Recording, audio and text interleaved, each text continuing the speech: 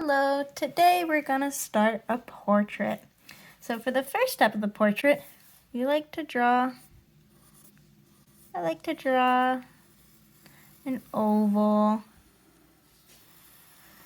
kind of like a circle, but a little more squished, so it's like an oval, because our faces are longer than they are wide. And then we draw a T, so I draw a line right down the middle of the oval. Right down the middle. So it's in two parts. And then halfway, around halfway, I'll mark that spot and then make a slight U that goes into the middle of the oval. And now I have a guide. And this will help me know where I'm putting my eyes, my mouth, my nose, and even the ears.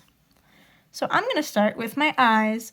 So the horizontal line goes straight through the eyes. So I'm going to start by putting the top. And then the bottom. So I'm making on top, I did like rainbows. The bottom I put U's. So now I have two eyes. For the nose, I go about an inch down and I like to put a U, a simple U for the nose. And if you look, it's roughly the same width. It doesn't have to be exact, but around the same width as the distance from the eyes. And then for the mouth, I go about a ½ inch below that. And I like to just do a little wiggle. So it bumps a little down in the center.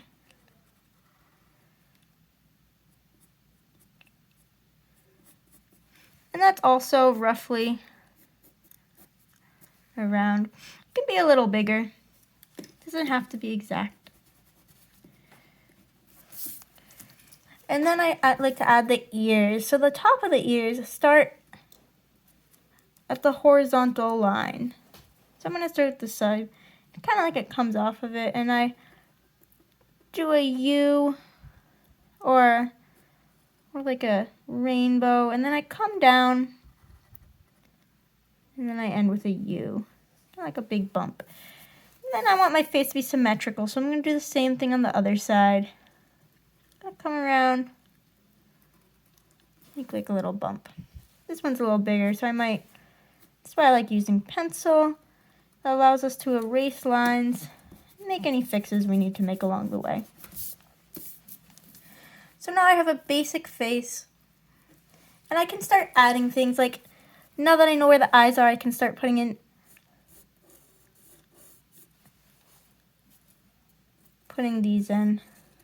the eyebrows. Maybe I'll put in a lid for the eyes and pupils with an iris. So I'll go the iris first. The way I'm doing this is I'm just doing like a half circle, like a C, then like a backwards C. And then I do a circle inside. So I did the same thing on this side where I did a C, the backwards C, with a pupil on the inside. And I might color that in. And then the hair. So the hair actually, although you might think it starts up here, it actually, a lot of times it starts down here.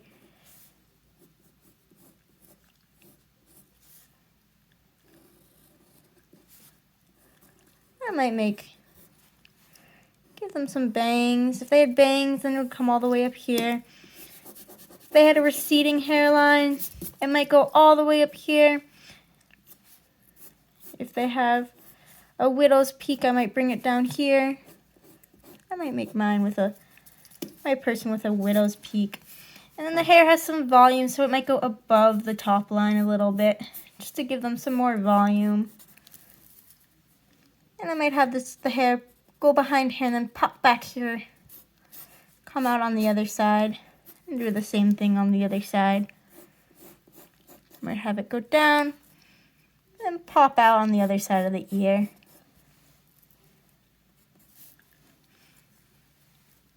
And then I might have some little pieces come out on this side and some pieces come out on this side.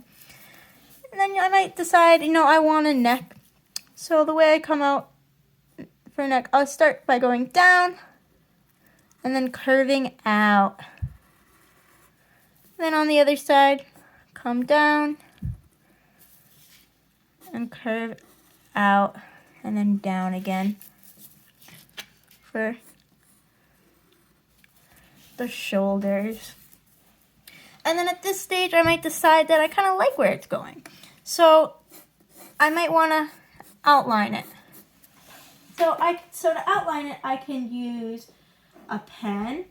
I might use, right now I think I'm going to do it with a marker. So I don't want to outline the cross unless you want to keep it, but I like it better when, for myself, when it's erased away. So I'm just going to outline the features that I want to keep.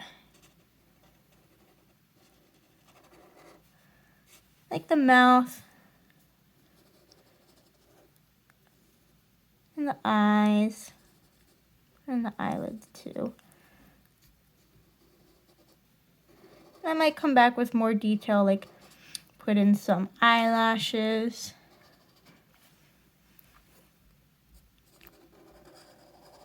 Maybe I'll add some more details to the ears.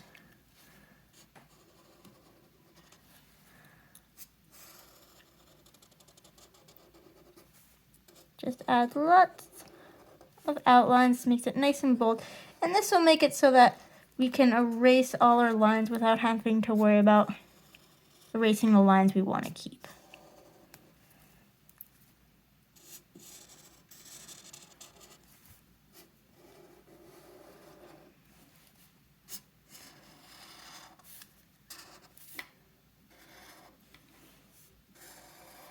And I just continue outlining.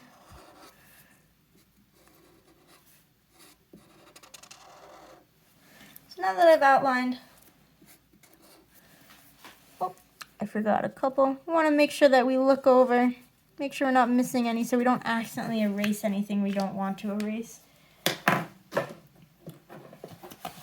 And now, I like using a bigger eraser. You could use one of these erasers on the tip of this, but we're doing a lot of erasing, so I like using a big eraser. And I just go over the whole thing and erase it. Some markers and some pens you need to wait a second because they might smudge. This one is pretty quick drying, so I'm able to erase it pretty much right away. But if you're using one that smudges, give it a minute so that it doesn't smudge all over your paper. Now I have a beautiful face. And I might start adding some color. Maybe I'll give her some really red lips. Really make them pop.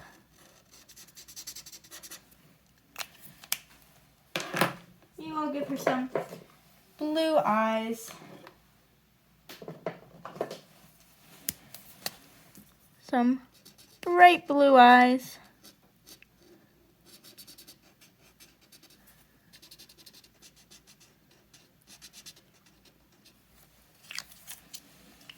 You can start thinking about maybe filling in all the space. And this part's really fun because once you have the lines down and you've colored over them to outline them and you've erased all the pencil below, it's kind of like you made your own coloring book. This part's really fun because you're just adding lots of color like it was a coloring book. But it's even cooler and even more special because you made it yourself from start to finish. Some purpley pink hair. And I might do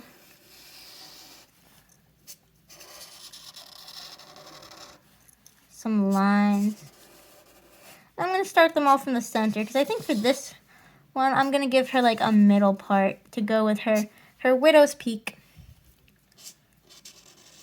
widow's peak. It's kind of, it looks like an upside, or it looks not like an upside down V, but a V. It looks like a V.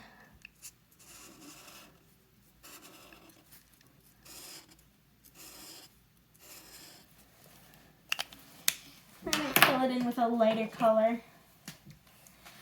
I'm going to swatch this color. Let's see. Yep, that's definitely lighter. And swatching is just when you're not sure what a color is going to look like when you put it down. Because sometimes they look different. Like this might look a little different than the actual color that comes out. So you just swatch it by putting it on another piece of paper or a different part of the paper. Just to test it to see how it will look before putting it onto your beautiful artwork. It's just a way to make sure.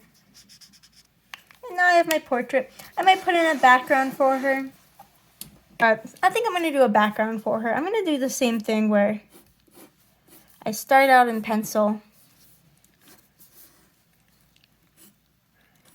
And then I trace with marker to make sure I get what I want. So I think I'm going to put a sun in the background. I'm going to say she likes to go on hikes. So I'm going to put her outside with some birds. And I'm just going to trace it over. And I'm going to use my big eraser again because I don't want to use up my little eraser. I'm just going to erase away the lines from underneath. This makes it look a lot cleaner.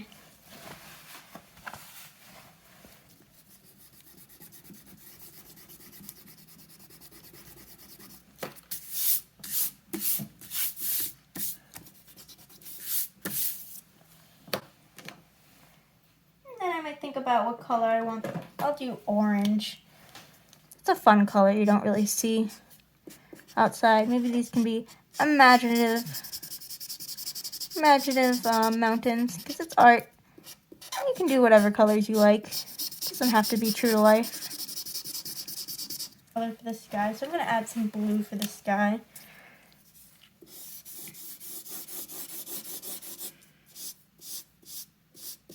I'm going to fill it in very carefully around her because I don't want the blue to seep into her.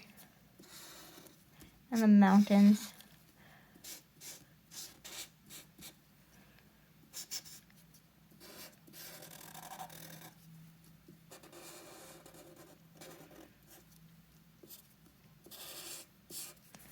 And go around the sun. And then fill it all in. And see how it leaves a little strike? So that just means I could fill it in even more so that it's less streaky. Or I could do it slower, and that would saturate the paper more. Saturate just means that it holds more. More ink is a liquid. So the paper holds more liquid or more ink, so it's more saturated.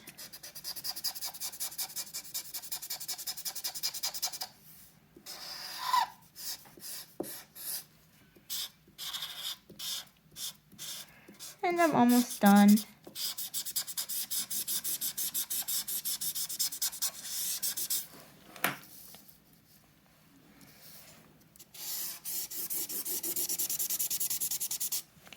And now I have a beautiful portrait of a person, starting with the T technique.